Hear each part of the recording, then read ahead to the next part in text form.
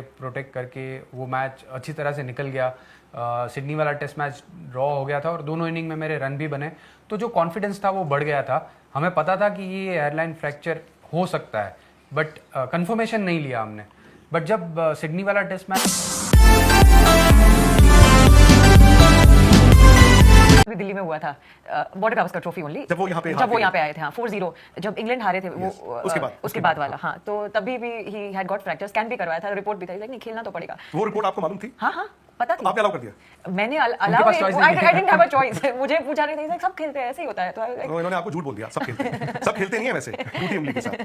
तो वो फिर उसके बाद फिर आपने सिडनी में खेले? आप सिडनी में मैं खेला और ये जो इंडेक्स और उसमें बॉल लगती रही? नहीं, सिडनी में मुझे बॉल नहीं लगी। सिडनी में ये फिंगर को प्रोटेक्ट किया था, अच्छी तरह से प्रोटेक्ट करके वो मैच अच्छी तरह से निकल गया।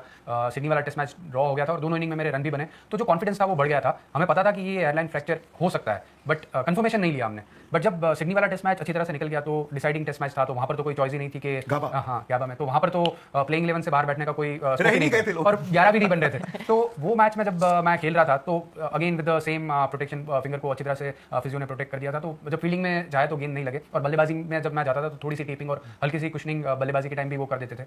बट मुझे अभी भी याद है कि last day of the test match, day 5 में लंच सेशन के बाद ऋषभ पंत बैटिंग कर रहे थे, अजिंक्य थे शायद तभी, पहले अजिंक्य। हाँ, तो अजिंक्य के साथ जब बल्लेबाजी कर रहा था और एक गेंद बैक ऑफ लेंथ से थोड़ी सी ज़्यादा बाउंस हुई और सेम स्पॉट पे मेरे इंडेक्स फिंगर पे लगी और मेरे हाथ से बैट एकदम मैंने फेंक दिया, और अनबेरेबल जो पेन हो रहा था, क्योंकि हमें पता था कि ये फ्रैक्चर फिंगर है और वहाँ पर वापस गेंद लगी, तो वो जो पेन था वो मैं बेयर नहीं कर पा रहा था। मैच को 5-10 मिनट तक रुकाना पड़ा। अंपायर्स रिक्वेस्ट करने लगे कि या तो आप बल्लेबाजी कीजिए या तो आपको अंदर जाना पड़ेगा, उतना ज़्यादा समय बीत गया है। बट फिजियो से वापस बात करी कि ये तो बहुत ही इंपॉर्टेंट टाइम है मैच का और यहाँ पर मैं बाहर नहीं जा सकता हूँ। और मैंने अजिंक्य को भी बोला कि मैं अभी बैटिंग करूंगा, क्योंकि बैट मैं सिर्फ 3 उंगली से बैट पकड़ रहा था, ये उंगली से मैं बैट ही नहीं पकड़ पा रहा था। और मैंने उनको बोला कि मैं बल्लेबाजी में आपको सपोर्ट करूंगा, बट मैं ज़्यादा शॉट्स नहीं खेल पाऊंगा, अच्छी तरह से बैट भी नहीं पकड़ पा रहा हूँ। So will try and build a partnership, but I will just be the player who is just there. I won't be able to rotate the score card, उतनी ज़्यादा अभी मैं बैटिंग नहीं कर पाऊंगा।